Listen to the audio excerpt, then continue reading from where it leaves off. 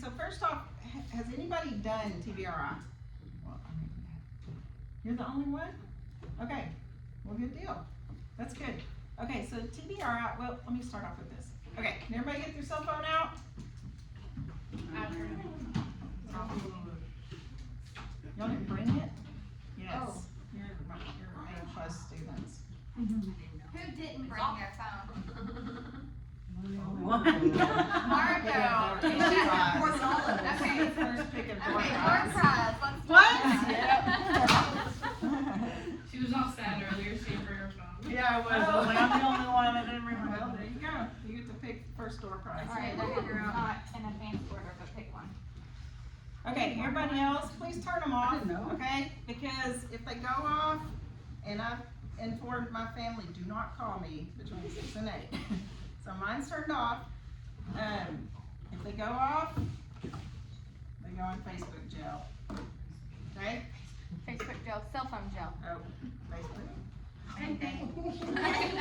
She also on the Oh, it's a great Where have start. you been lately? Well, Facebook Okay, cell phone jail, sorry. I'm glad y'all corrected me, because that did not even click at all. Okay, so TBRI is, originally, it stands for Trust-Based Relational Intervention. Originally, this program was developed to help parents who had adopted kids from like orphanages and Romania and places like that. So pretty severely traumatized kids. So that's what this program was originally developed for. But as it's gone on, they've realized this is good stuff for all kids. All kids. All of us, all kids have had some forms of trauma. We've all had things happen. And so this is good stuff for any kid. So I just want y'all to know that up front. Even if your kids have not experienced significant trauma, this is good stuff. Okay? So why does it work? So first off, it's founded in a significant amount of research. And if you're a research geek like I am, I'll be happy to get you all of that research. It's very grounded in research.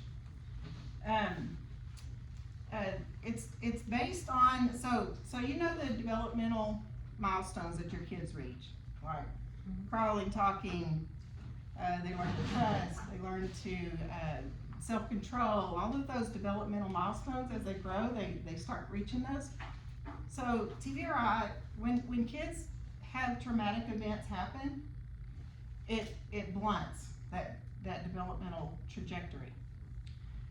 We've had instances where we're stuck in certain places, right? And so TBRI is designed to get us back on that trajectory, get our kids back on the right path to healing and to be on that developmental path in a good place. And then I'd mentioned it's designed for all children. Like I said, originally it wasn't. Now it is. It's designed for all children. It's very good stuff. This is a totally different way of parenting. I'll tell you that up front. I've known about TBRI for years, 10+ years. I've been teaching these classes for 9+ years, and I still don't do everything right. We are so grounded in the way we were raised. So, and typically we were raised in the traditional rewards for doing good stuff, consequences for doing stuff we shouldn't be doing. It's a behavioral model. So based on our behaviors is how we get rewards and consequences. I'm assuming probably the vast majority of y'all were raised that way as well. And probably raise your kids that way too, just because that's what we know. This is a totally different way of doing things. And so it's not easy to shift a mindset. But I promise it's so impactful for kids. So it's important to understand that it's not an easy shift if you choose to go this direction. that's why we're all learning it together. We have a natural support system here. It's also really effective, and one of the reasons I really like TBRI over other models is it gives you some very practical things. Very practical. It's not all theory. It's very practical things that you can do to help kids. There's something else I was going to say and I lost it. I know what it was. So it's also really effective in chunks. You don't have to decide, I'm going to do all of this. I'm going to completely shift from this mindset to this mindset. That's probably impossible, first off, but it's really good in little chunks. If you see something tonight or hear something tonight and you're thinking, I think I'm going to try that, start with that. And so little chunks of it are effective. Okay? There are some pretty wounded kids out there. I'm raising 2 of them that we adopted. Pretty wounded kids. But there's hope for healing for every single kid. Dr. Karen Purvis is the founder of TBRI, the one who developed the program, and she's worked with some pretty messed up kids. And that's her quote, that's her assurance, that this is effective. There is hope for every single kid, no matter what they've been through, okay? So, what are some things that y'all have done as a parent? We're gonna just do this really quickly. Let me back up one quick. Okay, so this program is designed to be like 16 hours long. Obviously, I think you went through the whole program. So, obviously we're not gonna be doing that. We have 2 hours. So this is gonna be an overview, a general overview. We're gonna go through it really quickly and be done by 8, and you're gonna get an overview. So what we've talked about is if it's something that sparks your interest and you're interested in learning more about it and getting more in-depth information about it, we'll offer some classes that are gonna be optional. If you want to come to, you can, okay? But the classes that you attend, we're always gonna have door prizes. There you go. There's a reward. That's right. So with that in mind, what are some things that have worked? What are some things in your parenting that has worked well for you? Lead by example. Trust. Communication. Having a schedule or routine. Okay. Those are all TBRI principles. Every one of those. What about some things that you've tried that hasn't been as effective? Yelling. Yeah. Bad examples. Your older sister didn't. Okay. Your mother Comparing, didn't. Yeah, your grandmother didn't act that way. Comparing to other. Isn't it funny that we all know that yelling is not effective, but we all do it? Yeah. I mean, I don't understand. I don't know. Yeah. Taking like something, just in a rapid way, just like you don't get to, it's stupid things like, I'm not gonna buy you name brand, clothes, or I'm not gonna get you your makeup. Stuff that makes them just wanna rebel in a different way and do something different. Right. A consequence is not effective, not Yeah. connected to what they. Irrational consequences. There you go. Yeah. Okay. So just keep those in mind. We're gonna start off with a video. I think this is about 16 minutes long, but it kind of gives a little bit of an introduction to it. So.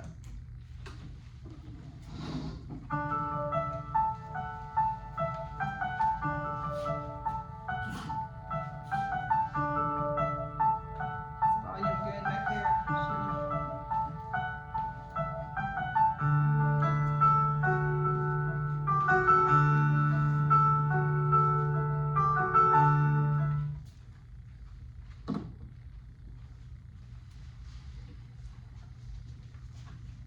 Over the last 15 years, we have developed and refined an intervention for at-risk children. We call it TBRI, Trust-Based Relational Intervention. Now, this intervention is based on optimal principles for development rooted in research from the last 50 years with children, but it was designed in its early days for use with at-risk or vulnerable children. Well, many people will say the children I am serving or the children in my home are not at risk. Let me define for you the risk factors that cause TBRI to be an ideal environmental intervention. First is a difficult pregnancy. There's astounding research by Tiffany Field at University of Miami Medical School that took a urine assay from women in their 6th month of pregnancy. Dr. Field that identified 2 groups of women, those who were anxious, depressed, and those who were not. When she took the urine sample, she got measures of the chemicals called neurotransmitters that their bodies had used and then thrown off. And much to her amazement and the amazement of her colleagues, what she found was that for women who were just anxious or depressed, the levels of the stress chemicals called catecholamines was higher. And those stress chemicals predicted prematurity and low birth weight when they were very high. Now, when the babies were 1 month of age, they took urine from the diapers and they did the same test. And what they discovered was that the babies whose brains had developed in the uterus of a mother who was anxious or depressed, that child also had higher levels of stress chemicals. In addition, she discovered that those children had different brain activity, with one hemisphere being more active, one lobe being far more active than the other. So for a child just coming from a mother who's a little anxious and depressed, we can already predict anxiety disorders and or later aggressive disorders. We can already identify cognitive delays and learning problems. That's not a woman who was malnourished, a woman who didn't get prenatal care. That's not a woman who was fighting with her husband during the pregnancy, a woman who was working 3 jobs to bring food in for the rest of the family. So a difficult pregnancy is the most profound harm that happens to a developing child. Then a difficult birth is the second primary risk factor. Some children have birth experiences that can be called traumatic. Some are locked in the birth canal too long. Some have unnatural birth by cesarean where their body doesn't get the natural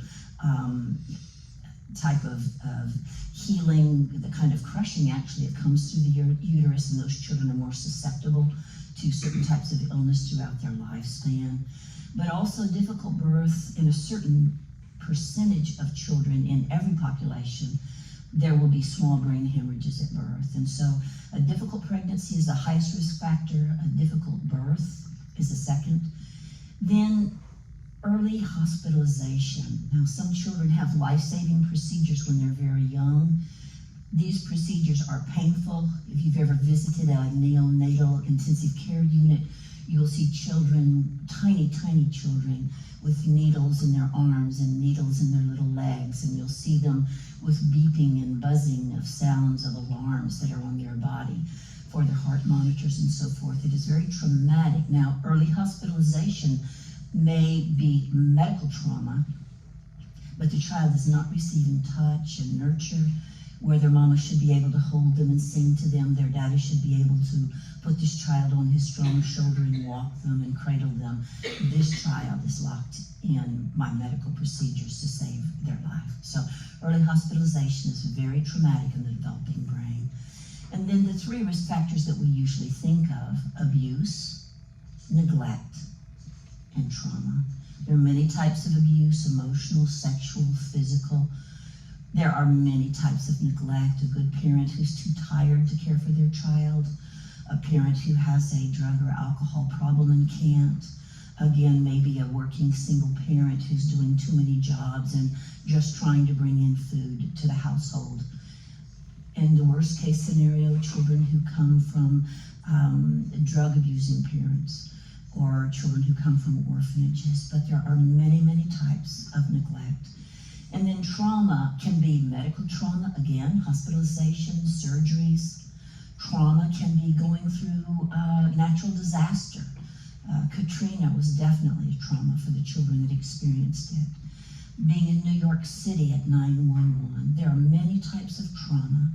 What we know from research is that under any of these circumstances, there are drastic changes in the brain chemistry. There are drastic changes in the child's belief system, and there are drastic changes in the brain's capacity to process the senses, called sensory processing disorder. So the children that we serve typically have at least one of these risk factors. Many of the children we serve have had virtually all. This is a optimal intervention, coming back to TBRI, for an optimally developing child.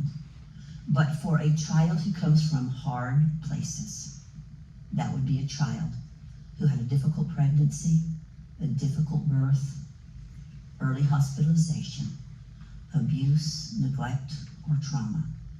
Trust-based relational intervention is an absolutely ideal relationship model for bringing deep healing to these children and youth.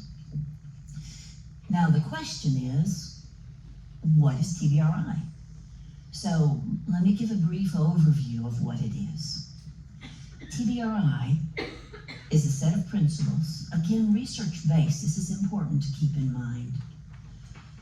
There are 3 sets of guiding principles in trust-based relational intervention. I'll name them briefly and then go back and elaborate. There are principles for the body called empowering principles. Then there are principles for the spirit we call connecting principles. And then finally, principles for the mind, will, and emotions, the soul, that we call correcting principles. Now, thinking about these 3 components, body, soul, and spirit, what we're doing is honoring what we would call whole child. We're looking to meet physical needs, emotional needs, and behavioral issues can be solved without force when we have met these primary conditions. So, empowering principles, our first set. I'll give you a couple of examples. One would be, for example, transitions. Empowering principles are those who set the foundation for success. These meet the physical needs of a child. So, in the lives of all children, transitions can be challenging. Getting up in the morning, going to bed at night, changing the plans for the day, doing something different, turning off the television when it's time to go to bed. These are all examples of daily transitions. And transitions can be highly disruptive for the child from hard places. Remember, again, this child has a different brain, a different belief system, and a different set of behaviors that evolved out of their history of harm. So transitions are particularly difficult for them. For these children, we might say, in 2 minutes, we're going to go turn off the TV and get ready for bed. Now, for a child that's got more fragile brain chemistry and more fragile sensory issues, we might do multiple transitions. Sweetie, in 10 minutes, we're going to leave this class and go to the next class. Hey guys, now in 5 minutes, we're going to leave this class. And ultimately, we may say, in just 1 minute. And so we give the child a chance to shift gears. Another part of the empowering principles is what we would call bodies and brains. We are looking at things that impact the body in such a way that it has a dramatic influence over behavior and belief systems. Now, we learned many, many years ago with early Head Start types of programs that children who are hungry cannot learn. That's a simple example of empowering. We know that children whose blood sugar is addressed on a regular basis can learn better. We know that children who have food every 2 hours are going to have higher levels of cognitive performance, which enhance their ability to do good behaviors. We also know, for example, that the brain of children who come from hard places are more likely to have elevated levels of one chemical that's called glutamate. Now, unfortunately, if a child is dehydrated, glutamate is far more active in the brain. This is very unfortunate for caregivers and parents because glutamate drives aggression, agitation, irritability, and glutamate's involved in medical problems such as seizure. So simply by bringing food every 2 hours and hydration capacity, water every 2 hours, we are empowering the children that are in our homes or the children that are in our classrooms. We are empowering and setting the ground for success for the kiddos that we serve. Now, there are also a set of connecting principles, and I would say this is truly the heart and soul of who we are. Connecting principles let that child know that they can trust us, that they can be safe with us. Now, a lot of children are safe with caregivers, with teachers, with parents, with foster families, but they still don't know they are safe. Unfortunately, a research was done a number of years ago by a researcher that looked at a large study of kids adopted from Romania into Canada. And what she found was that 5 years after their adoption, a significant number of those children still had cortisol, the stress chemical, that was 5 times what it should have been. So what we know is just because a child is safe doesn't mean they feel safe. So we're doing things like engagement principles, where we're looking gently into the child's eye, where we maybe touch their shoulder or hand when we talk to them. We're getting down to the level of a smaller child, or standing and looking directly into the eyes of an older child, and we'll elaborate more of this later. Another part of connecting is mindfulness. I'm always mindful where that child has come from. So we set 2 types of bars. One is a historic bar. So do I expect that this child is able to trust? Do I know where this child has come from? How much can I expect? But then another set of bars that we'll elaborate on later is what's happened today. Is the child overly sad, overly tired? Has this been a stressful day, a long day? So I'm mindful of what the child needs from me, but I'm also mindful of what I bring to the equation. When this child looks into my face, are my eyes caring? Are they warm? Is my voice sympathetic and compassionate, or is my voice harsh? Does my stance tell this child they're safe with me, or do I look like a drill sergeant when I talk?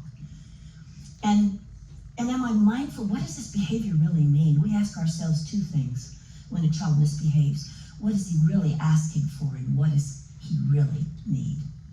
And so I think of an example. My 4-year-old grandson was at my home some time back, and his daddy said it was time to go. He's a child with prenatal trauma, and so his little brain chemistry is fragile, and he burst into tears and started screaming and crying. And I knelt down on my knees in front of my little grandson, and I put my hand on his shoulder, and I said, "Sweetie, I'm so sad that you have to go home too." And he dropped his head on my shoulder and wept. Now, angry for that child, if I'm mindful of what he's saying and what he really needs from me, angry in that case was a child who was profoundly sad to leave his grandma's house. So connecting is the heart and soul of what we do. Connecting and empowering are the reasons that we're so successful at correcting and changing behavior. Now, we're going to talk in the days that come about how to correct behavior. We'll talk about it in great elaboration. We have a set of strategies that are quite effective, but they are effective because we are connecting and empowering. So correcting principles would include, for example, life values, such as showing respect. This is a non-negotiable for us. So we're going to talk with the kids about showing respect. We're going to also do things that we would call behavioral scripts. We're going to give children, for example, choices. We're going to do, for example, behavioral redos. And we're going to give children a voice to ask for compromises. In the days that come, we will elaborate all of these principles. But what you will find for any child in your home, in your classroom, in the facility where you serve, trust-based relational intervention is an ideal intervention for bringing about deep and lasting change in children, all children, those who have come from hard places and those who have not.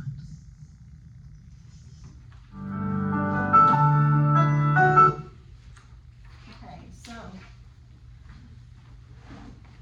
she talked about 6 risk factors. By the way, that voice you heard is Dr. Karen Purvis, who developed TBRI, who has since passed away. So, but the 6 risk factors. So, if you think about either your own history or your kids' history, even the most, I know all of you are great mothers, even the most wonderful mother, a child can fit into these categories and have trauma, right? I mean, my youngest son, who's 23 now, had early hospitalization. We had pretty significant issues with him, and I mean, at the time, I didn't know anything about TBRI. But as I began to learn it, I was like, that explains a lot.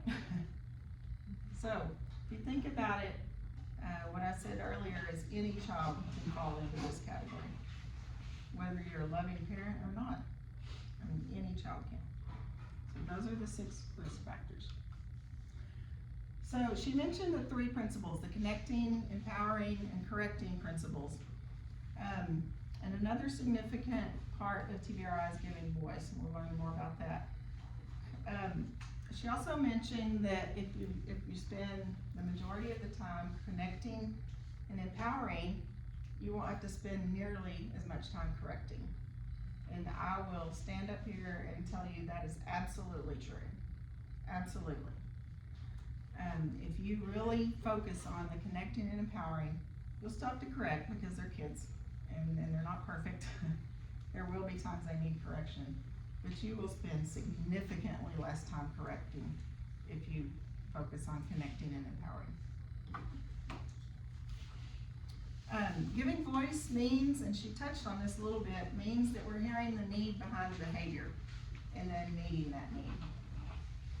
So, for example, if you have a child who's not a good sleeper, and they're pretty grumpy in the morning, pretty irritable, pretty sassy, the need behind that behavior may be that they need rest.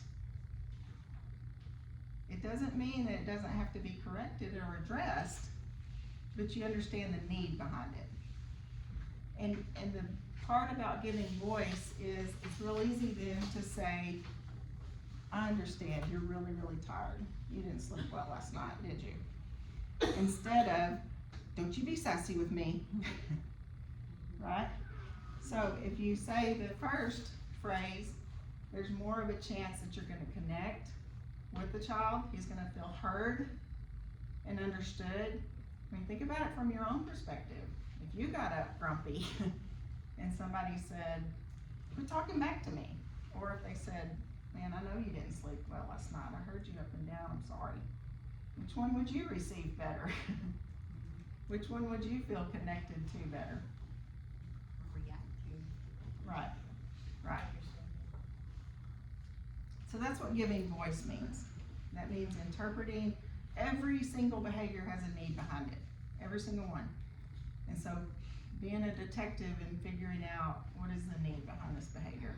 And then if the child, most of the time, especially little kids, they can't tell you what the need is behind the behavior. Their brains are not capable of that. We sometimes have to say it for them. I understand you're tired. They're not gonna get up grumpy and say, well, it's because I'm tired most of the time.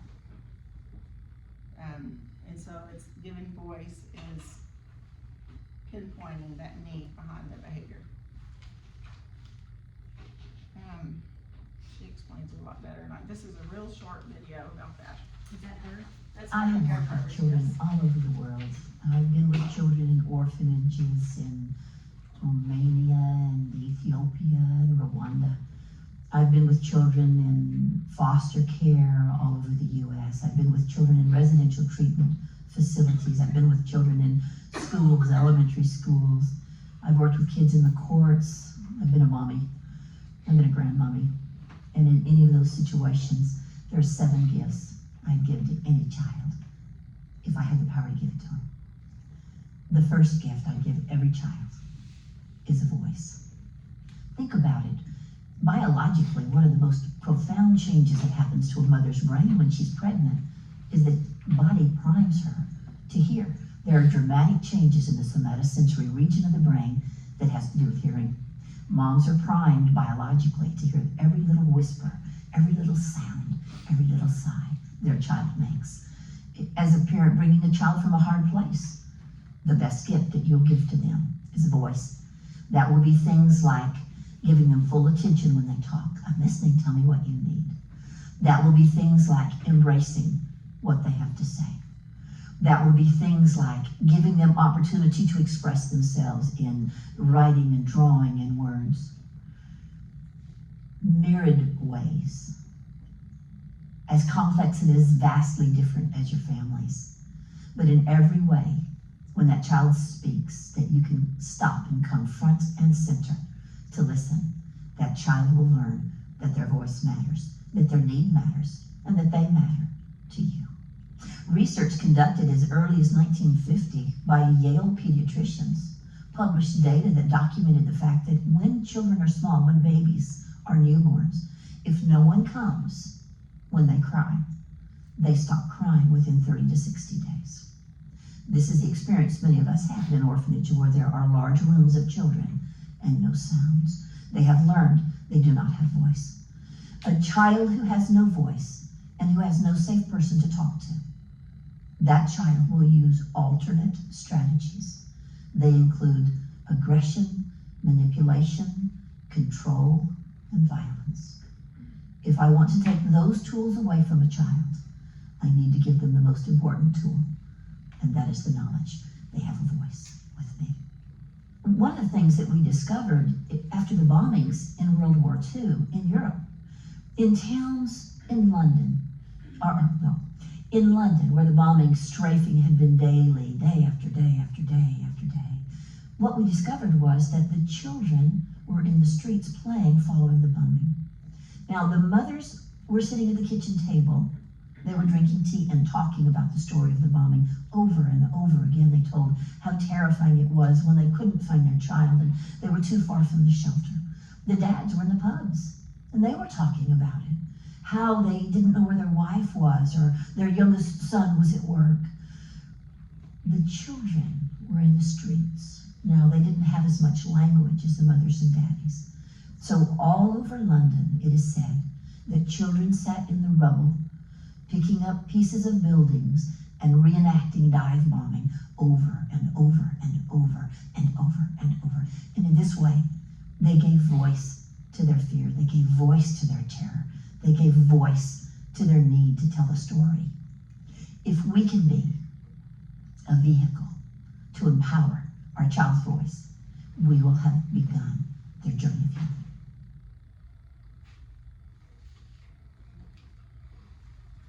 So we're going to start off with the connecting principles, and I'm going to go through these pretty quickly.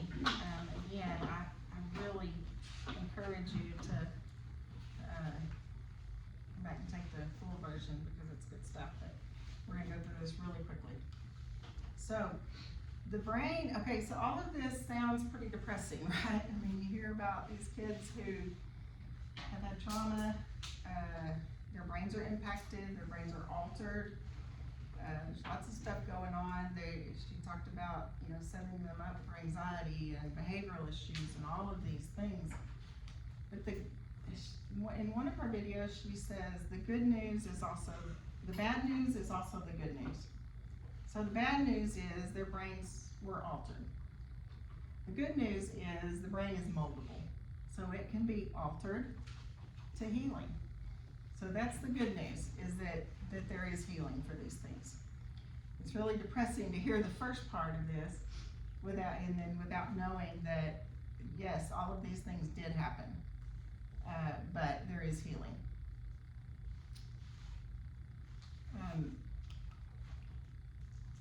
So in the long version, we would go through the attachment cycle and how a parent or a child attaches to a parent and all of that. We're not gonna have time for that.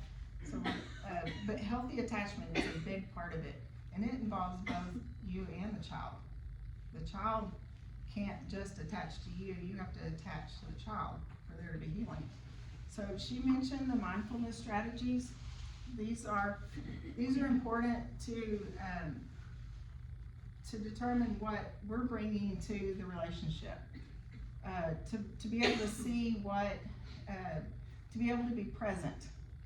I think she described it really well as far as when a child talks, if we're on our phone, if somebody does that to you, how does that feel? You don't feel heard. Probably eventually if that happens consistently, you'd probably quit even trying to talk to that person because they're not listening anyway. So think of it from a child's perspective. It's really important if you're planning on trying to connect with your child to be present, to be mindful of the surroundings, to be mindful that they're talking and that you're listening. The engagement strategies, and we're gonna go through a little bit of these in a little bit more detail. But that's, like it says, it's designed to understand the relationship from your child's point of view, not just your own.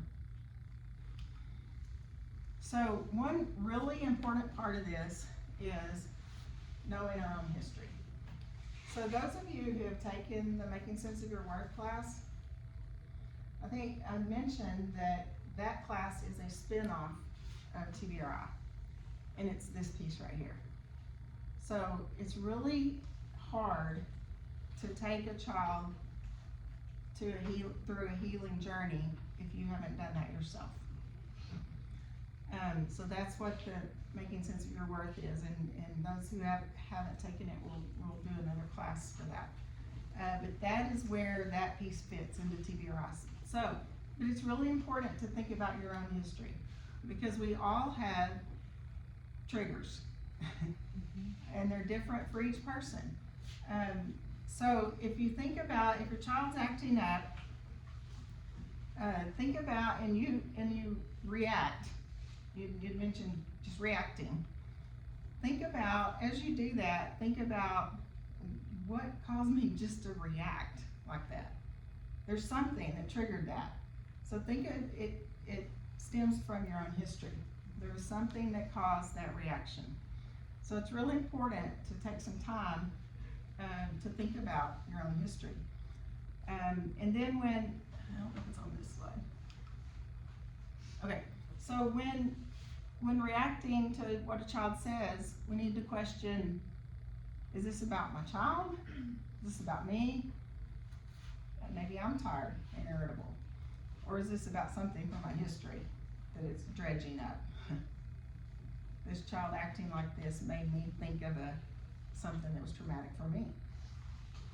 So it's really important to be aware. That's part of mindfulness as well, is that self-awareness of our own stuff. The class that we do, it goes through this last point. Be honest about your past, let it go with compassion. Everybody has junk. Be compassionate to yourself. All of us have histories, okay? But that is a really important piece if you're wanting to take your child through this journey. Mindfulness is bringing one's complete attention. We're gonna skip past this pretty quickly. Being completely aware of our own thoughts, behaviors, being present when a child is telling us something. So some of the engagement strategies, there's, again, like I said earlier, TBRI has some very practical things that we can do. There's lots of parenting courses out there, and I've been through a lot of them. A lot of them are strictly theory. This is why you should do this, or this is why you should say this, or whatever. But it doesn't give you actual tips, actual things to try. That's what I love about TBRI. There are things that you can try, and we're gonna get more into those in a little bit. One of the best ways to connect with a child is through playful interaction. That's one of the best ways. So some of the engagement strategies. There's touch, appropriate touch. There's lots and lots of research out there that appropriate touch, hugs, pats on the back, all of those appropriate touch changes the brain chemistry. It's almost like the love language of your children. Yes, yeah. So that's one simple way that we can start off with changing brain chemistry is touch. Hugs, pats on the back, those things. Eye contact is another one. There's significant research about eye contact. If you have a kid that doesn't like to look you in the eye, and we'll talk about ways that you can help do that, but eye contact changes brain chemistry. It connects with the person you're having eye contact with. Voice, she mentioned the tone of voice, the volume, how, are you yelling, or do you have a soft voice? The cadence is the playfulness of the voice. Are you monotone, playful? Those are all important to think about your voice quality as you're talking to your child. They're obviously less likely to want to connect with you if you're yelling at them.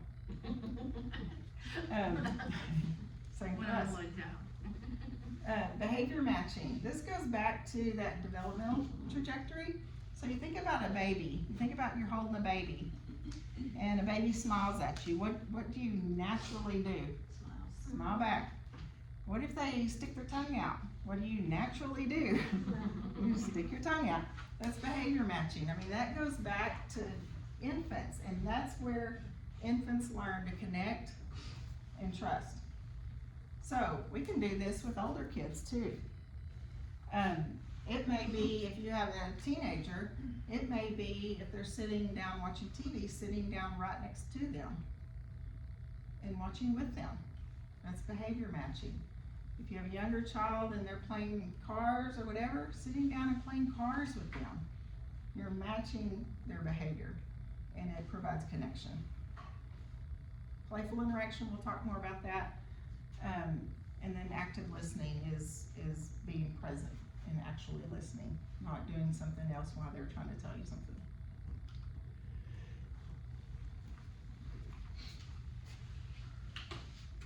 Give your child the gift of play. Play disarms fear. Play shows children they're safe.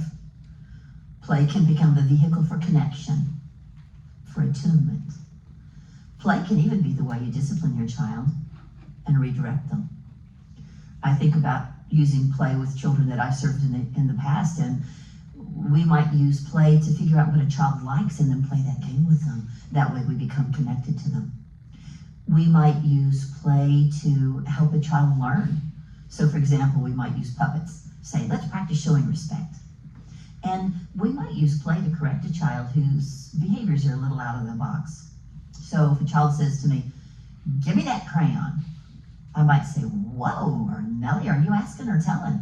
Well, just by playing, I let that child know what I needed was words with respect. I think of a time I was with one of my little grandchildren a few months ago, and the little fella said, give me the crayon. And then he knew what I was going to say playfully to him, and before I could say it, he put his tiny hands on his little hips and he said, you want me to try that again with respect? I knew, of course I did. He knew what I was going to ask for. So we can play with our children. Children who have fear don't play. So if we can give them the gift of safe play, we can put them back on course for healing. So like she said, play disarms fear. You can't be fearful and playing at the same time. Your brain's not capable of that. So if we can play with our children, it disarms their fear. It connects. Touch is another great connecting principle. Some practical suggestions, a chin prompt, and that's, if you want a child to look at you, just a soft feathered touch on the chin, hey, and it also gets eye contact. Hand on the shoulder, holding hands. Symbolic touch is for kids who are aversive to touch. If you have a kid that there could be some sensory issues or whatever, but they don't like being touched very often. Symbolic touch is just being near them. You may not be touching them, but you're being near. You may do that, but not actually put your arm around them, but it's a symbolic touch. That's a good way, if you do have a kid that does not like touch, to gradually work up to a hug. Eye contact, again, it changes brain chemistry. There's lots of research from that. One way to get eye contact, if you have a kid that's not wanting to give you eye contact, sometimes just saying, oh, I love seeing your eyes. A lot of times they'll look right at you when you say that and you have eye contact. Or something off the wall and playful. Are your eyes orange? And most of the time they're gonna look at you like you're crazy, but you get eye contact and it's playful. Eye contact is a huge one. Again, if you are into research, eye contact is huge for changing brain chemistry. We talked about behavior matching, playful interaction, don't be afraid to be silly. It disarms fear in us too. If we're silly and playful with our kids, it's hard to be angry. If you're playing, it's okay to be silly. Some other things, respecting their need for space. We all like our space. Setting the bar for success. Now this is different for each kid. It doesn't matter, ages don't matter on setting the bar for success. All kids are at different developmental levels. But if you know that a child is not capable of doing laundry, don't set that bar to where it's unreachable. Set it low enough to where they have some success. And then you can gradually raise it as they have success. But making sure you know the child well enough to know where you can set that bar. Don't make goals unreachable. Praising, giving voice, and then the last one is huge. Following through on your promises. So, as you all know, that's one surefire way to lose trust in somebody. If they promise something and don't follow through. So don't do that with your kid.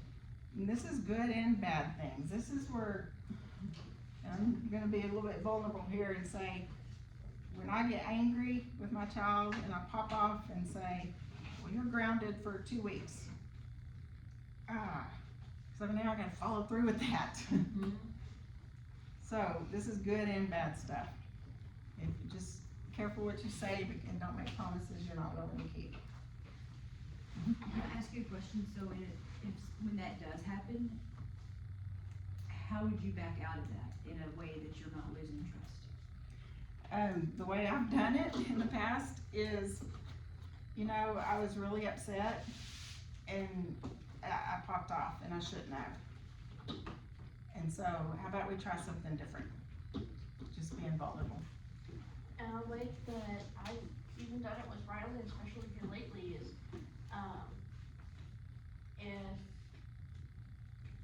if he's done something and he likes playing games on his tablet, I'll tell him, you're gonna lose your tablet for a week, and I take it away.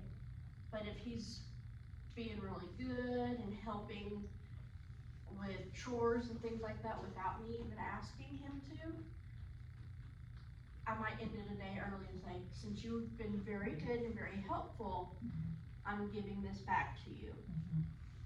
Yeah. As long as you communicate that, yeah. Okay. So some proactive strategies. So giving choices is a big one, and think about yourself too. Most of us don't like to just be told, you have to do that. Most of us would prefer to have choices. So you can do this really easily with kids, and it doesn't have to be big stuff. Dinner. Yeah, you can say, do you want to wear your red shirt or your blue shirt today? Any area that you can give choices satisfies that need that we all have for control.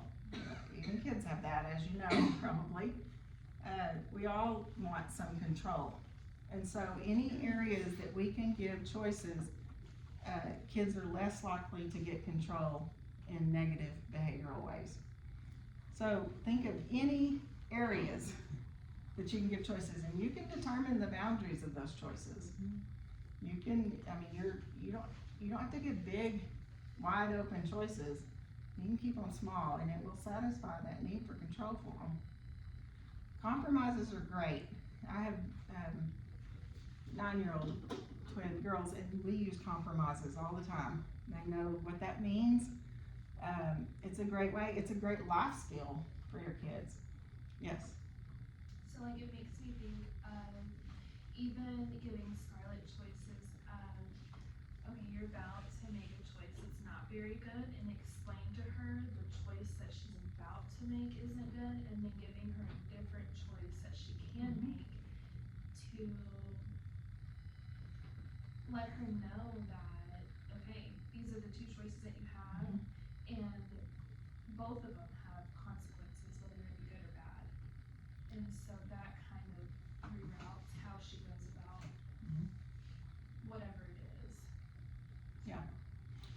And it's really good if you can, like I said, find ways throughout the day, and there's thousands of ways throughout the day when this is in your mind, that you can give 2 positive choices and let them choose.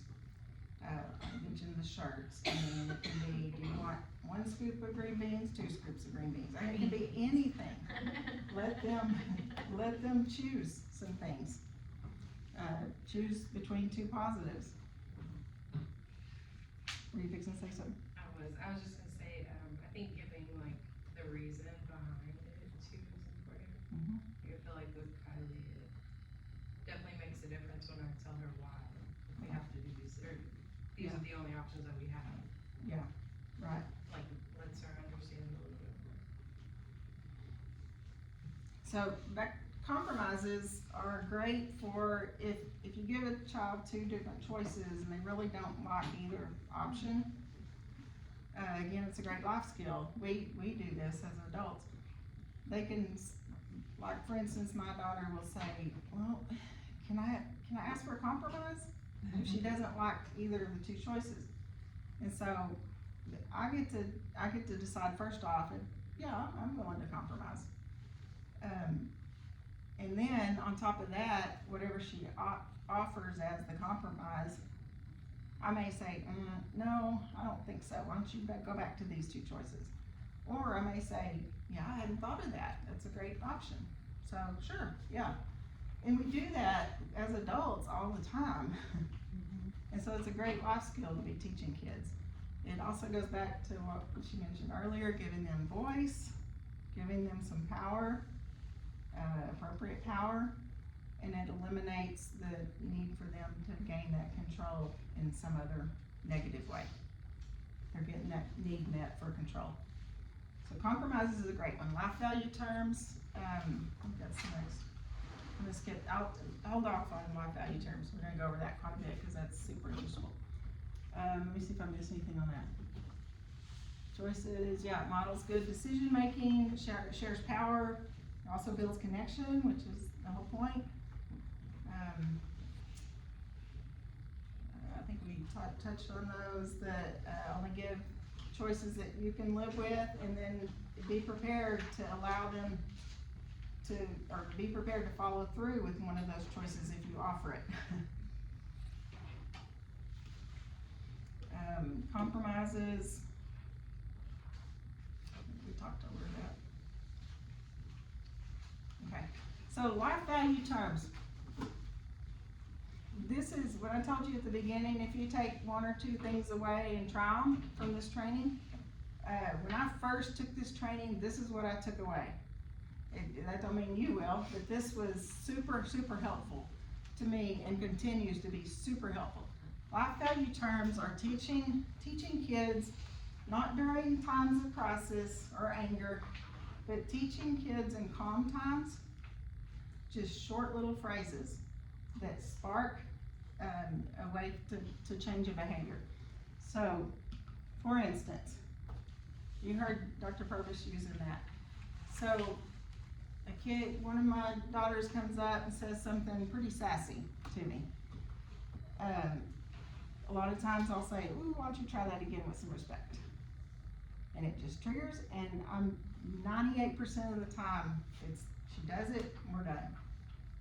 No consequence, she just did it, and we move on. Some of these, this one I use a lot.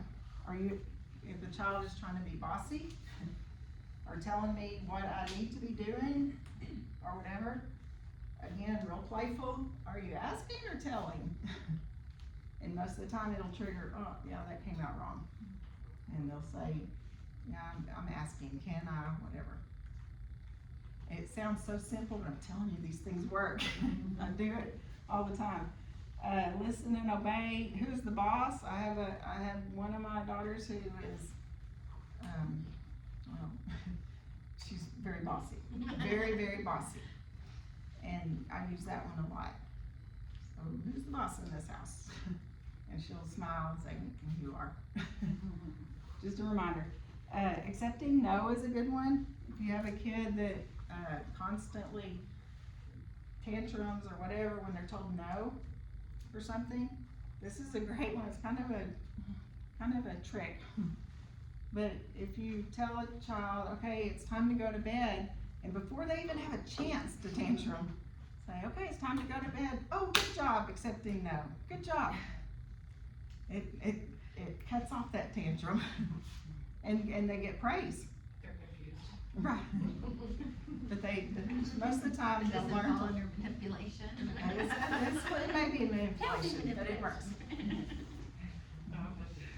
Yeah. I don't get it, what do you mean accepting no, like they're telling Like you? if you have a kid who you say, okay, it's time to go to bed, and they say, no, I'm not. But before they say it, Before they even have a chance to say, no, I'm not, you say, okay, it's time to go to bed. Oh, good job accepting no.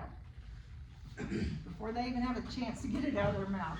So you're praising them before they even get the chance to do it. So they're getting they're getting the feeling of a praise. Most of the time they're just confused. Yeah. And so that it triggers that tantrum that was on its way is usually forgotten. So if they didn't do that, or you didn't, like, would you, like, tell them we need to start accepting the word no? Well, I mean, if you tell them, it's probably not gonna go I well. think I'm so. It's just, I mean, these are just short little things to trigger a behavior shift. It won't work all the time. It will not work every time. But I'm telling you from personal experience, 80% of the time, this stuff works in my house. It's kind of like reverse psychology. Yes. It is. But it's, you know, it sounds like, it does sound like a lot of manipulation, but it gets you to where it's not a negative interaction. You're praising, you're connecting, you're telling them good job. It's a positive interaction. It Not kind of makes putting it them where in you're not place. punishing them all day. Right, right. And a way that you could do the bedtime thing without saying, you know, good job accepting no, would be good job, you know, getting up to go to bed. Yeah, if they do it. Yeah. Yeah, or when they do it. And They usually even will. if they're thinking about saying no, and you say, good job getting ready for bed, let's go. Right. Or when they eventually do, because They'll eventually go to bed. Throw in that phrase. What did I say? I was gonna go to bed.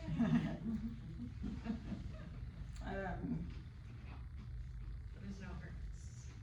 No hurts is when, if you have a kid that's aggressive, that's a phrase you can use if you see it headed that direction, just a reminder. Like, no, that hurts him. No, yeah, no hurts, we don't hurt in this house, we don't hurt each other, we don't hurt, whatever. It's just a little reminder.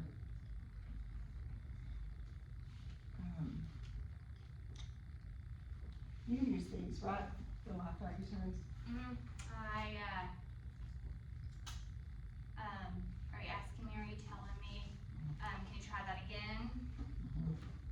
And I'm bad about saying, I'm sorry? What? Sorry, what?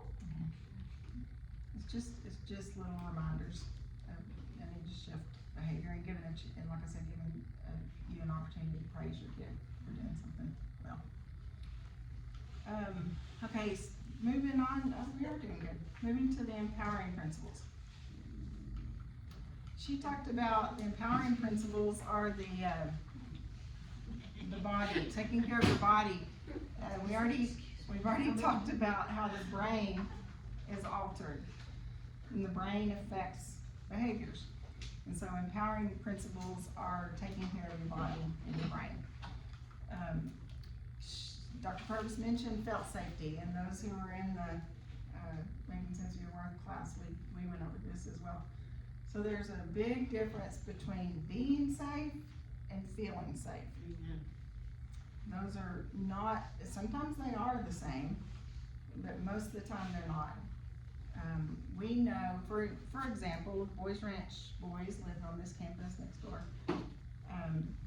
We know 100% that we are gonna take care of those boys, they're gonna get fed 3 meals, 2 snacks, whatever, consistently. They're not gonna go hungry. We know that. We know they're safe. We know we lock the doors, they're safe. They don't know that when they first come to the ranch. They do not know that. And so it does not matter how many times we tell them or show them the pantry, see it's full, we have plenty of food. It does not matter how many times we do that until they get to the point where they feel safe. It doesn't matter what we say. And so we work really hard on the felt safety. And that is being consistent, consistently meeting needs. Just, so if you have a friend who you pretty much trust and they lie to you or steal from you,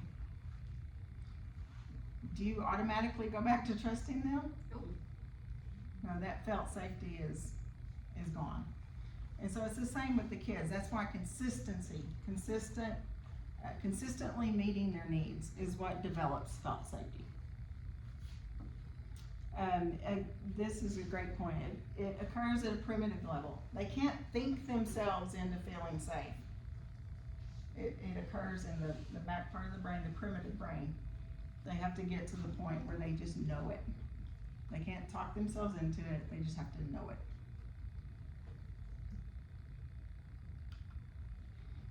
Sensory processing issues, and this could be a whole session.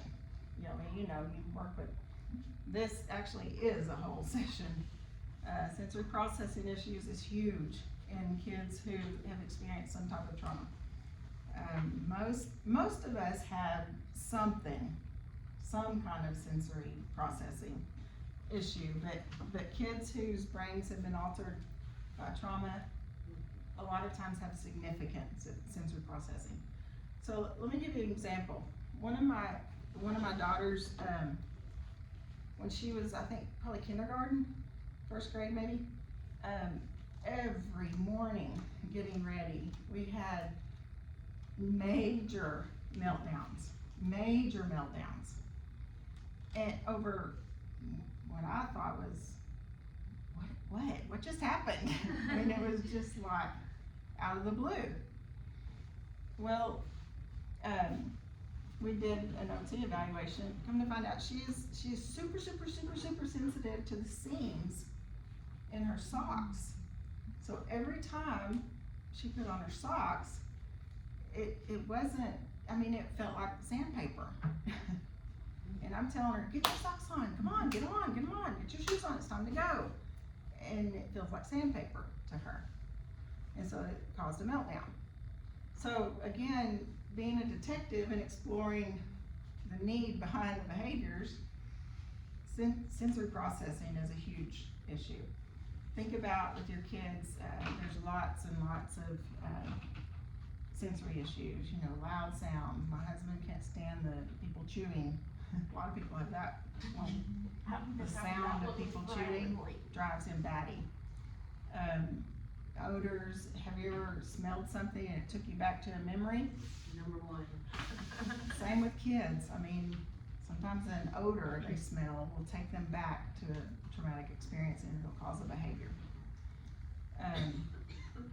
All of our senses, the vision, some people can't handle bright lights. Some they need sunglasses. These things that are overwhelming to us or to our kids can cause significant behavior issues. So again, thinking behind the need, or thinking behind the behavior, what is the need? Wish we had more time on that one, that one's a biggie. Dr. Purvis in our video mentioned hydration. These are interesting facts. So even at really, really low levels of dehydration, it can cause changes in the way we think and in our behavior, in our mood. Very, very low levels. Again, studies show that not having enough water leads to difficulty concentrating, memory, anxiety, and definitely behavior. My mom used to tell me every single ailment I ever had, like anything, from pain to a bad mood to a bad day, it was always, did you drink water? It's important. She knew. So She knew. That's what my It's mom important. said. This is a neat statistic. We don't even begin to feel thirsty until we're 1.5 to 3% dehydrated. So that feeling of thirst does not even come up until we're already getting dehydrated. And then even with that small level, it can cause behavior, thinking, mood. It can cause issues. Same with our kids. Same for us and our kids.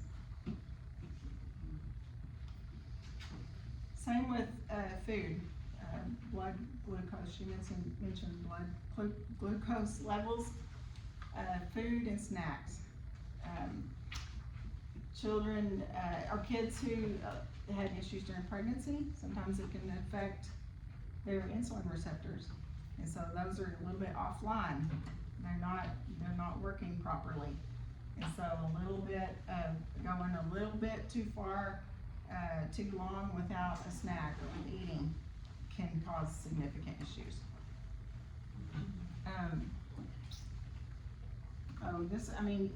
Even minor fluctuations in some kids, because their systems are altered, can cause major behavioral episodes.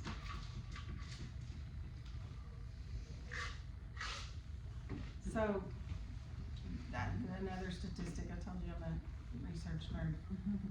The brain utilizes about 60% of our body's glucose that we take in. So you think about over half of what you're taking in, your brain is using. So if you don't take in enough, if you don't eat regularly, it's going to affect your brain. It's going to affect your thinking and your mood and your memory and your attitude and all of that. Here are some things that being hungry, just having a little bit low blood sugar can affect. Academics, concentrating, anxiety, depression, irritability, all of those things. Lack of motivation. So, I don't remember if okay, so I didn't put in, so what do we do about this? I didn't put in those slides. But consistently, offering snacks. They say every 2 hours drink water and eat a small snack. That way it keeps your body online. I've heard it's a lot healthier to do that too than eating big meals. So, but that's the main thing, making sure they're getting enough water to drink consistently, snacks. There's some real practical things that are so easy to do, but you can alter a lot of behavioral issues. Hangry, right, that's right. That's where that comes from. Can we do the door prize real quick? Yeah, I forgot, let's do a couple.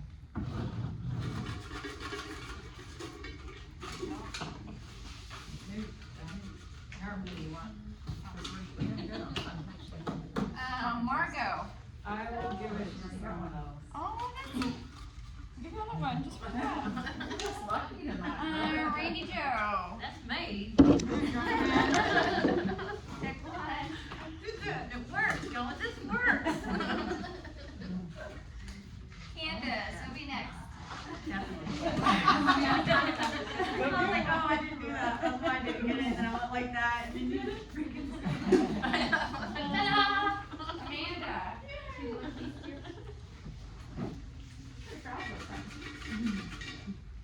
Alright, I think I got a good one.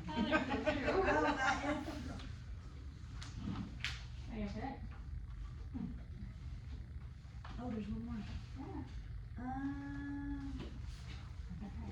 I thought that was just the paper that the cards were on, I didn't know we could use the paper. Okay. I'm still going with this. We're looking Tracy. Is that what you got? She wants to see the picture. Carry on there. Oh, no. What'd you get, Candace? One free program fee. That's what I got. That's where it's at. Alright, also count on the. Okay, one more for right Do you now. have to use it this month? Do or it, can girl, we do wait? Allison. No, yes. Mine says that, that's today. Oh, they.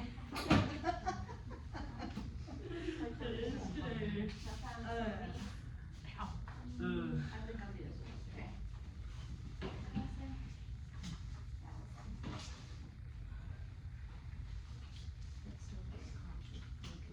I know, I'm gonna- That's so free.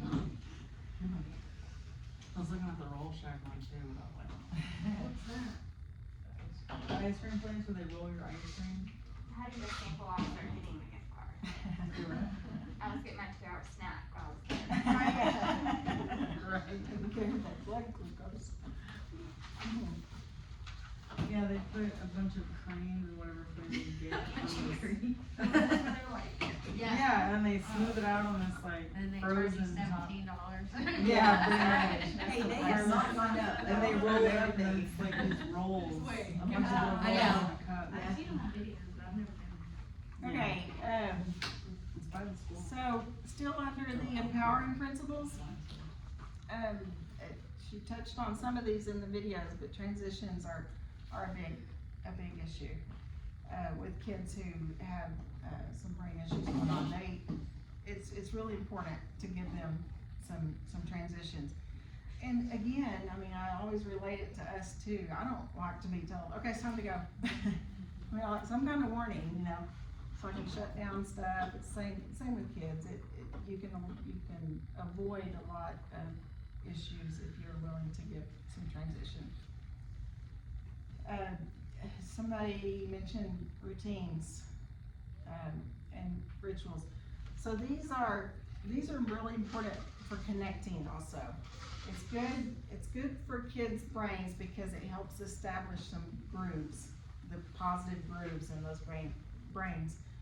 If you have some routines that you follow. It's also good for connecting. Oh, no, I just had a question. Oh, go ahead. What if you have the routine, but at every routine, you do the transition, and when it's time to get to do the part of the routine of that day, they freak out, whine, what then? Is that whenever you do what was it, the life Guidance terms? or, Is that whenever you do and that? it could be that, it could be giving them voice and having them help you come up with, okay, what's an easier routine for you? Could be something like that. She said it's not the answer. Yeah, because the answer that I'm gonna get from my child is to play on my tablet until I can't be awake anymore. Okay. That's the answer that Yeah. so That's not, and then you may give choices. Yeah, right, yeah. And that's not one of them. No, it's not. One thing that really helped me was Riley at bedtime, is whenever we got over to our house, I have him on a recliner, and every night, we sit and snuggle and watch a movie or a show and have snuggle time before bed, and then whenever it's bedtime, he's like, okay, I'll go to bed. Yeah. And if we're like running behind, he's like, what? No snuggle time? And he gets upset. I was like, okay, I'll give you 5 minutes of snuggle time, and then it's time for bed. Yeah. And so that's why it was important for me to bring my recliner over to the group houses, because that's our nightly thing. Yeah. But do you think, like in her situation, when the child is frustrated and upset, they're not gonna, you can't talk to them like that because Right. they're Right. Yeah, that's They're- how he gets. their lid is flipped. Yeah. They're not. Yeah, You that gotta is go true. about it a different way. Last night was bad. Yes, and that's a good point. The value terms when they're already angry usually will not be accepted well. I mean, Oh, it usually that's what comes you were across saying as about sarcasm. Accepting Duncan. Right.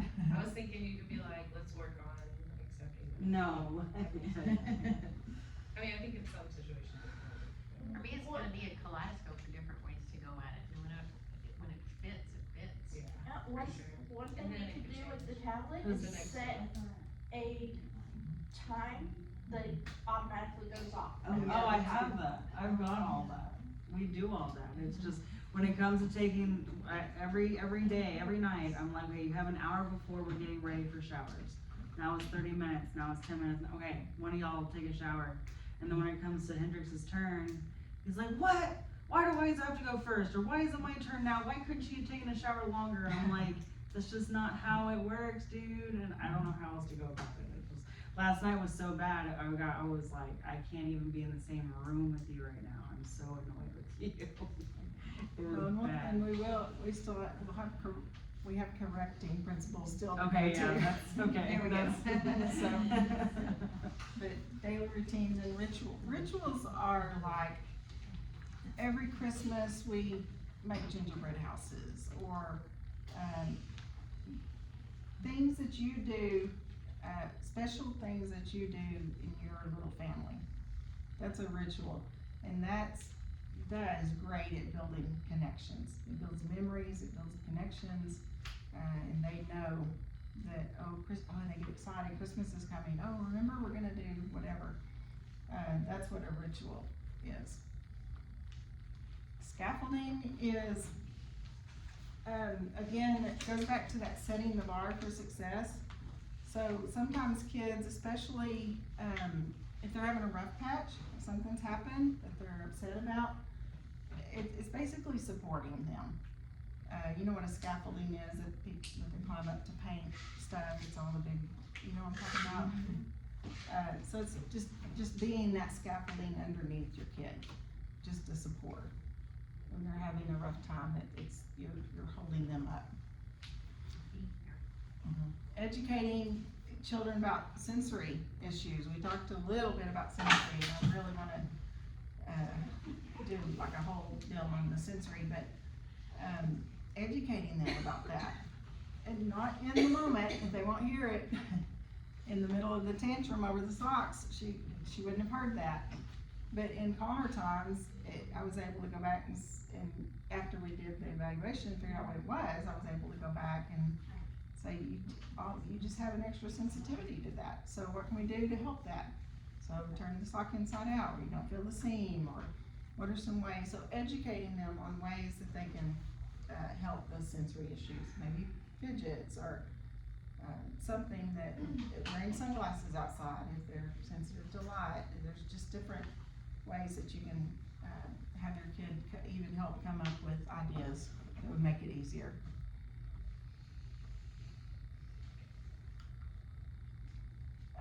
Self-regulation, that's a biggie. So, kids don't, especially young kids, are not cognitively capable of understanding abstract things. So, they don't, a lot of times do not understand self-regulation. So it's important for us to begin to teach that. So if a kid, and Dr. Purvis touched on this in a video where her grandson, I believe, said he was angry, but he was really sad. So begin talking with your kids about those kind of things. Helping them understand when they're starting to feel angry. You can see anger. I mean, a lot of, some people clench their fists, some people clench their mouth. You can see physical signs of anger on people. And so when you notice that with your kid, start identifying that. Ooh, you're looking really angry. And what it does is it helps them identify that in themselves. Even as far as saying your fists are clenched or your teeth are clenched, I can tell you're angry. So that it sparks something in them when they start feeling themselves clench their teeth, they can identify, oh, I'm getting angry. One of the ways the engine plates, especially for little kids, but this does work on, we use it on teenagers too, and some of them really like it. It's a good way to teach them, especially little kids. This is an engine plate, and what it is just several times throughout the day, they get to go wherever this is hanging, go up and decide how their engine is running, is what it's called. So, am I good? Pretty good right now. I feel pretty calm, pretty good. Am I like super, super hyper, bouncing off the walls? I need to chill. Or am I really, really low, kind of down, depressed? And so it gives them a chance to really, it's self-awareness, and it gives them a chance to identify, and they have to stop and think, am I hyper, am I down? And so they have to stop and think about it first, and then put this wherever. And so this is really good. You can use it in your home, but it's really good like in classrooms. If I was a teacher, I would do this just several times throughout the day so they can start identifying. It's hard to change a behavior unless you realize where you're at. You can't, otherwise you're just reacting. So developing some self-awareness, and then just some practical ways, calm music. Fidgets are great for kids and adults who have to move. Stretching's good, wall pushing, that helps with a lot of sensory issues. Then that's just pushing hard against a wall. Helps with some weighted blankets. Wonderful. They are good. Help with sleeping. What on earth is a magic mustache? That's one of my All the favorites. time. Yeah. A magic mustache, there's apparently some pressure points right here that help you calm down. If you think about it, when you're pondering something or whatever, most of the time you do this naturally. So a magic mustache is, if you're feeling anxious, you can teach them to do a magic mustache, and that's pressing right there. And it's calming.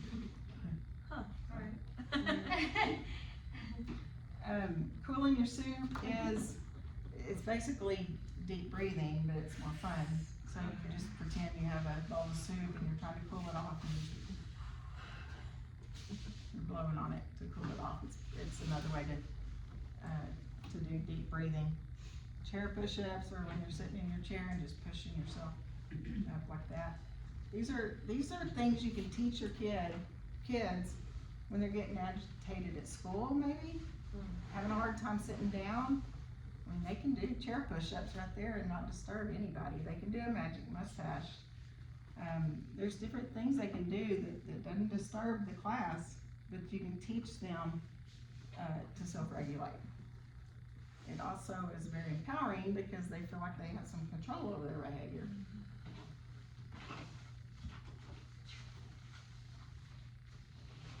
When you have the opportunity, just physical activity over 2 hours again. Eat a snack, drink, and physical activity.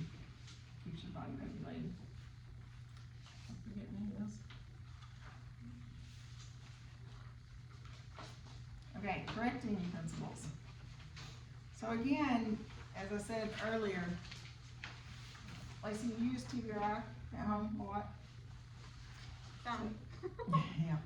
So I told them, in my experience, personal experience, and with Boys Ranch guys too, the more you do the connecting and the empowering, the less you're gonna have to do this.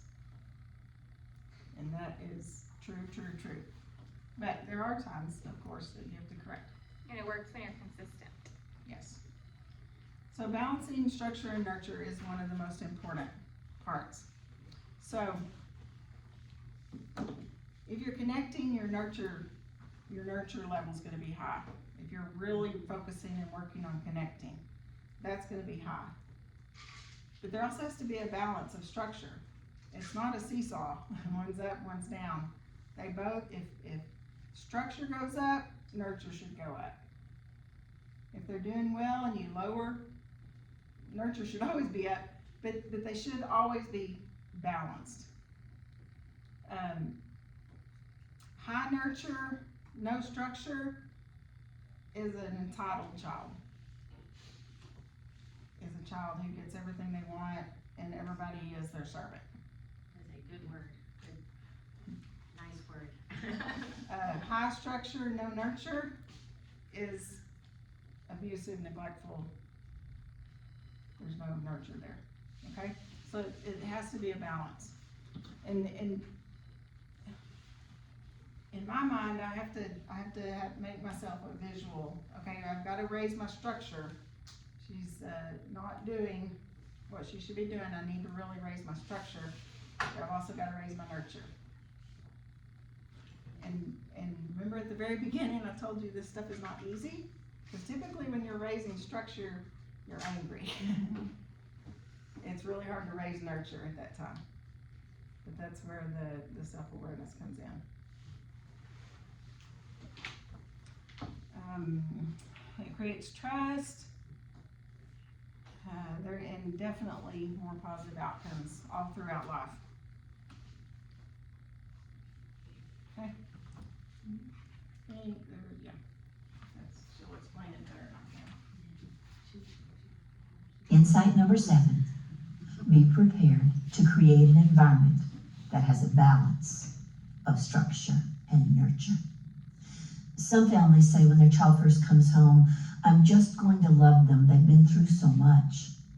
And others might be tempted to say, when their child comes home, I'm going to give him structure because he's really come from places where there weren't any structure. Many years of child development research predicts that only in a balanced environment of structure and nurture can our children have optimal development. Now, do you need to be more compassionate for a child from the hard places? You absolutely do. Do you need to understand why their behaviors may not be optimal? Absolutely, you do.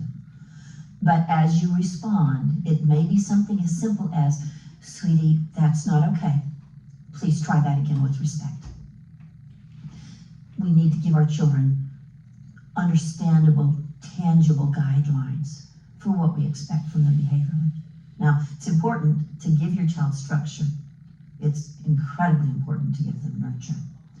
If you give a child nurture when they need structure, you limit their ability to grow. And if you give them structure when they need nurture, you limit their ability to trust. So this is going to be a balancing act for you as a parent. It's going to challenge anything you've ever done before to be aware. What is my child's behavior really saying? What does my child really need? Give lots of compassion, lots of nurture. But remember that structure is part of a loving environment.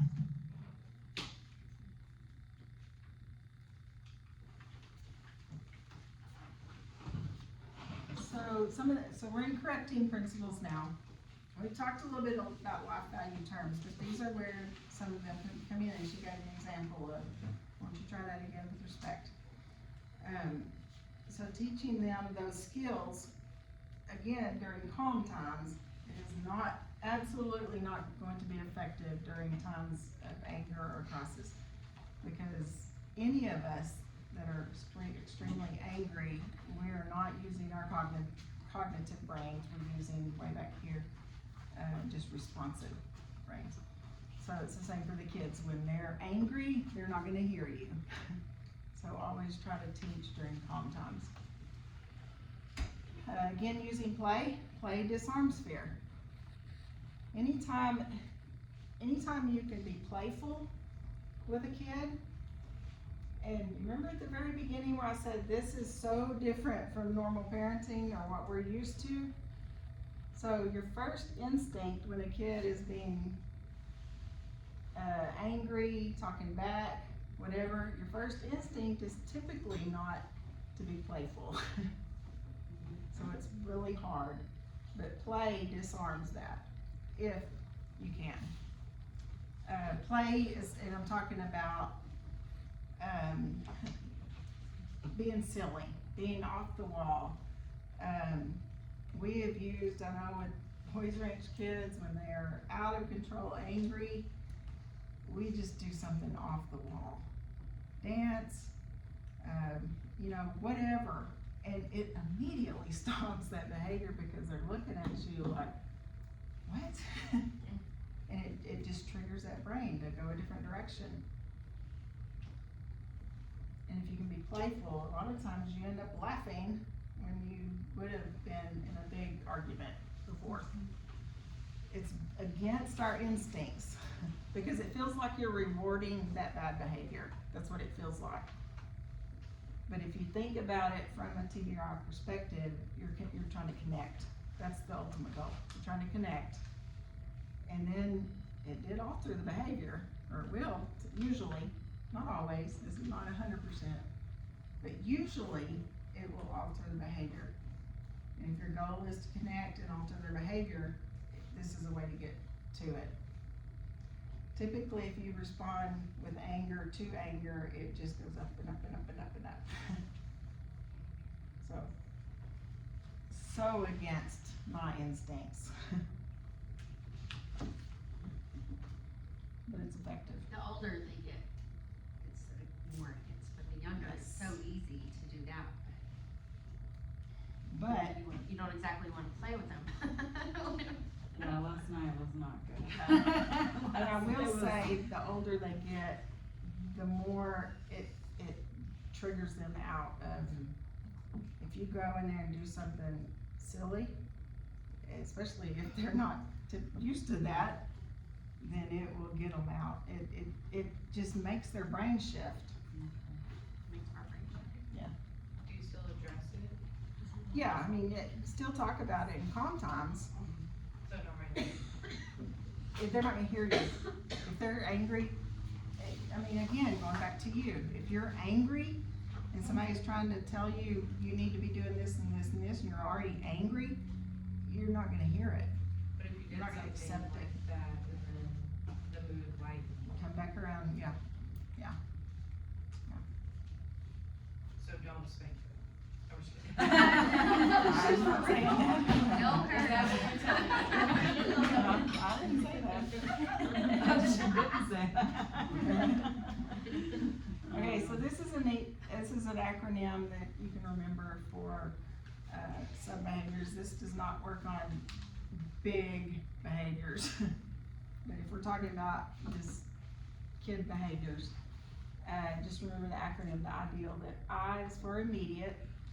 So immediately, don't, you know, you always hear on TV and stuff, well, wait till your father gets home, you know, it's not effective. And deal with it right then, be direct about what you want. Why don't you try that again with respect? Efficient, which means you don't go on these long speeches. I mean, there's I do that too. more research. There's research that says, I believe after 12 words, they quit listening. They quit listening. So you're wasting your breath. So efficient, real quick, to the point. Action-based, try that again with respect again. Let's do something different. And leveled at the behavior, not the child. You're not we're not making them feel like a bad kid. So This when do these behavior- classes start? Yeah. For real. I mean, so they understand this behavior is not appropriate, but you're not a bad kid. So just, you can remember that, acronym, ideal. Now, one thing that I've been doing with Rowan lately is I'll pick him up from school and he'll, be mad if I say, you know, we're gonna go to the store first. But I don't want to. Wait. You have your listening ears on, we've gotta go to the store because we need this tonight. Or you need a shirt for school tomorrow. And we have to go and get that. And that way he has the reason and, okay, let's go to the store. Instead of just telling him fit about it. Just short to the point, and this actually makes it easier for parents too, because it's not, if this little bit corrects a behavior, then you don't have a week's worth of grounding to deal with, or, I mean, all of these long, drawn out punishment that us parents are great at coming up with. I mean, if this corrects it, you're done, move on. Anything y'all wanna add? If it doesn't, call the nanny. Well, that is one thing that has helped us Rylan too, is watching Super Nanny, cause he recognizes. I act like those kids. Well, yeah, sometimes you do.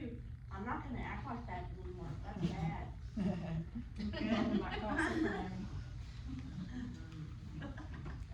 Redos, I use, like I mentioned, redos. This is the number 2 biggie that I took away from this the first time. Redos, we do redos all the time. So if, this is another way that you can keep punishments from dragging out forever. If a kid, does something and it needs to be corrected, a lot of times just saying, hey, why don't you try that again? And having them, and we do it, there's times that I say, no, let's try it one more time. And they still, a lot of it is, in my house, is sassy mouths. Oh, try that again. They'll still, maybe a little less sassy, but still sassy. Let's try it one more time. And I'm not mad, I'm just saying, oh, let's do it again. And eventually it gets to where I'm okay with that. And good job, that's how you do it. And it gives you a chance to, it affects the brain because you go until it's right. They're learning the right way, not just saying quit doing that. It teaches them the right way to do it. So it's famous for life value terms, in a way. Yeah, try that again with respect.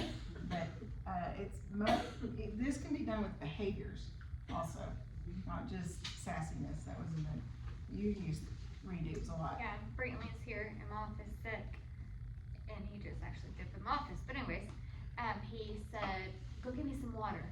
And I said, I'm sorry, can you try that again? He said, go get me some water. And I said, another time? Mommy, will you please go get me some water so I can wash my mouth out? Okay.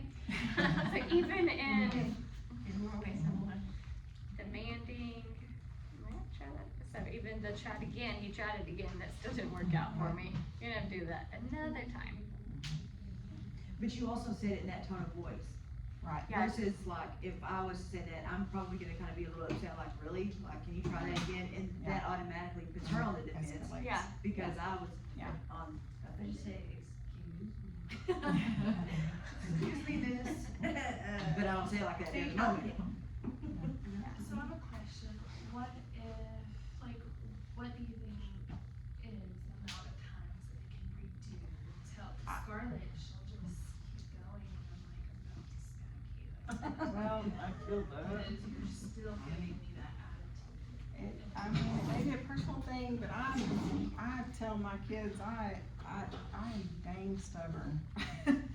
And so I will keep on till I get the response that I want. And then I have to internally work really hard to stay calm. But I do, and eventually I'll get the response. You and just then get the eyes. Good job, see, that's how you do it. Yeah, my kids know my faces, so, my faces, I can't hide it. No, you don't think you could. But this is effective for a couple reasons. One, just punishing a kid doesn't teach them the correct way to do it. So, if you think about kids whose brains are altered, they may not know the correct way to do it, really. I mean, it's easy for us to think, well, you should know that, you know? But a lot of times when there's disconnects in the brain, they may not know that. And some kids require figure reminder more than others. Right. So this is a good way. When I use redos, I'm in a state of mind where I'm not gonna get angry. We just keep going, oh no, try that again. Oh, let's do it again. Oh, one more time, come on, you can do it. One more time. I mean, just until it gets there. And then I'm like praising them. Good job, that's how you do it. So you're at home doing this, but then they're at school for 7-8 hours, so Yeah. how do you incorporate like it into like the whole Routine. This is my life goal, is to get this into schools. Yeah, That is my she's gonna goal. he's gonna Cause be like, this like, there's For real. trouble at He's school, gonna be this you know guy. what I mean? So what if there's more trouble at school than there is at? Yeah, because like, I was thinking it's probably with that, you know, with kids with abilities. Mhm. You need to know that in our houses, what if we, have that in school. Right. Because, Right. you know, we, like, Maggie said, please, can you do this, or what if you do it this way? And it's like, like he is successful. And I was thinking, how is the better way, the nicer way to say, I don't know how to say to not be rude, but to ask, like, you tell, like, you just, the phrase is then, Like you're to have telling them. me or you, asking me. Mhm. And 5 minutes there. Well, I would say feel like it would be communicate undone. with the teacher too. Yeah. But I feel There's a like couple of these that I'll do, like every 2-hour snack. Brantley he needs his 2-hour snack in water. And so they don't, the whole class doesn't sit out and have time out. But Brantley has a snack, he goes back to the backpack, has his tiny little beef jerky, and we go on. Like, it's not a distraction, he has a fidget, he does the, push-ups on his chair. I just feel like some of these, like, they're not gonna do, you know what I mean? I feel like it, like, if you bring it to somebody's attention, like, I mean, obviously I'll try it, but it'll be more like, make you feel like your kid's all special, like, you know No, what I mean? it's trial and error, But- cause each kid is different, like Right, everybody but I has feel a like different in the personality. classroom, like, you're not there, you know what I mean? You could be doing all these things at home, and that's great, but then when they go to school, which is where they're struggling the most, Yeah. so they're still getting in trouble, we're still getting sent to the principal's office, like, I don't The know how structures to at like home. make that. Well- Even like the redo too, Brantley he's a straight A student. Yeah, kind of. But he'll finish his work and then he's bored and then he start acting out and it's just a vicious cycle. And so he gets some stuff, some extra work to keep him busy and occupied and not distracting others. Well, it's not really graded and it's not for, you know, he doesn't have to do it. But when he's asked to do it, you're gonna do it and you're gonna finish it. And It so depends on the teacher. his teacher will grade it. And sometimes he's like, well, I think he's kinda, well, I have to do this is just extra. I'm gonna go bring it home, you're gonna redo it, instead of just drawing all over it, we're gonna do it, you're gonna bring it home. Which stinks sometimes, cause I'm like, I don't want to do that, that is No, just I was just doing extra. that for an hour and a Yeah, and that's a good question, Chelsea, because some teachers are very receptive and some just flat are not. They just, And you know, that's been that my where you were, experience.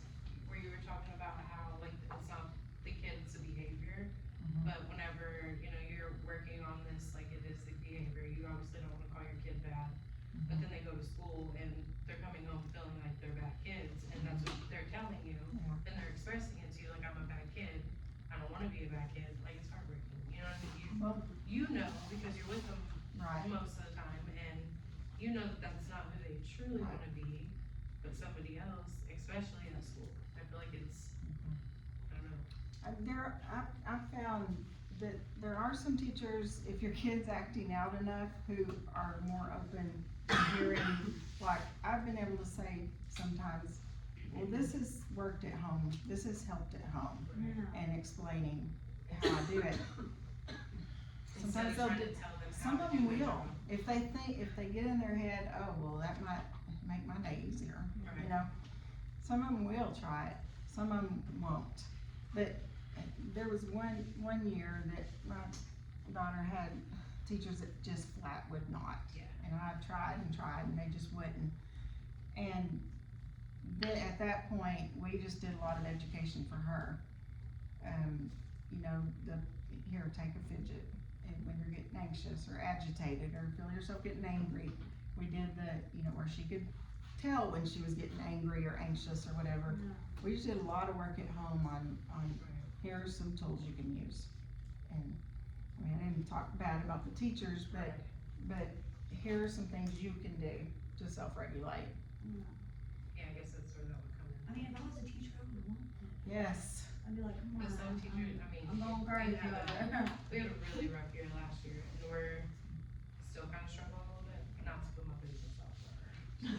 But, yeah, it just didn't, it felt more like I couldn't even approach her in that way, cause she would feel like I was trying to tell her how to do her job. You know, like that kind of teacher, and everything was, she's just bad.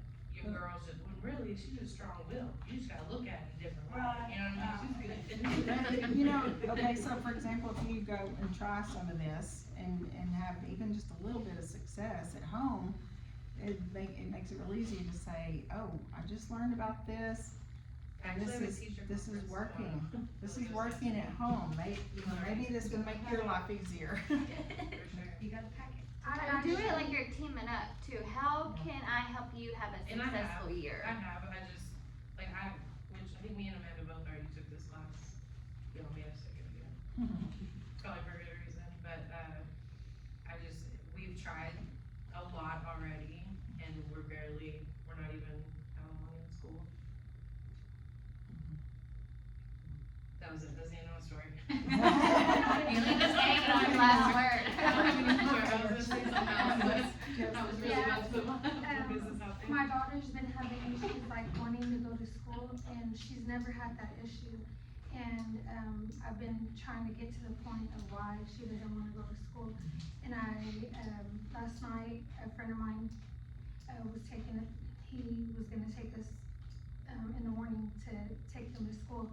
And, he was talking with the kids in the back and they were, he's like, do y'all wanna go get donuts before school? And they're like, yeah. Well, my daughter put her alarm clock to go to bed early, to wake up early, which she's the last one to get ready in the mornings. And she went straight to bed. I didn't have no issues with putting her in bed. And so then when we sat out there while she was eating her donut, we told her like, see, you have to go to bed early, you have to eat breakfast, so that way you feel energized. And she's like, I do, I feel good. And we're like, see, that's, you know, cause she loves donuts, she's a sweet person. And that right there, you know, helped her realize, you know, so. Donuts make you wrong. That's our good.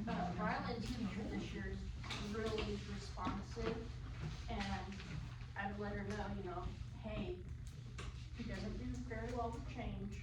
If we have something big happening, change-wise, I'll kinda give her a heads up, hey, we've got this happening, and, maybe ask him to help you a little more, cause he really feeds into that. And so she actually gives him different little jobs throughout the day to help her. so he feels like he's being helped. That's good. Yeah, anyway, either way, it's good to educate our kids to where they can learn to control themselves. But it does make it hard when there's a teacher that's not willing. But we can still do it at home and create that connection with them, with the kid ourselves. Oh, okay, perfect timing. So, thinking about the three principles, connecting, empowering, correcting. Which one are you best at? Or which one do you use the most, maybe? Maybe a better way to. Here lately, it's been the empowering. Same. Good. 2 weekends ago, we went to a birthday party, and they had the obstacle course that's the straps that are run between trees and stuff. And Riley wanted to do it so bad, but he was scared. And we probably got up on that, rope ladder a dozen times. And the last time I was like, look, you're gonna do it, and I'm gonna stay right here, and, you can hold on to my shoulder if you want to, but you are going to do it this time. And we walked through the whole thing, even going around the tree, and once he was finished, he was like, I did it, I can do it. Well, it took that connection, he was next to you. Yeah. So think about that, again, if we'll do more connecting and empowering, we'll do less correcting. And I think that, I'm assuming, I know in my life, that's the way I want it. I don't like to have to correct. We're going, they're kids. But I would rather connect and empower. It makes their life a lot easier and my life a lot easier. So, all right, the rest of the door prizes. For as much as I was scared,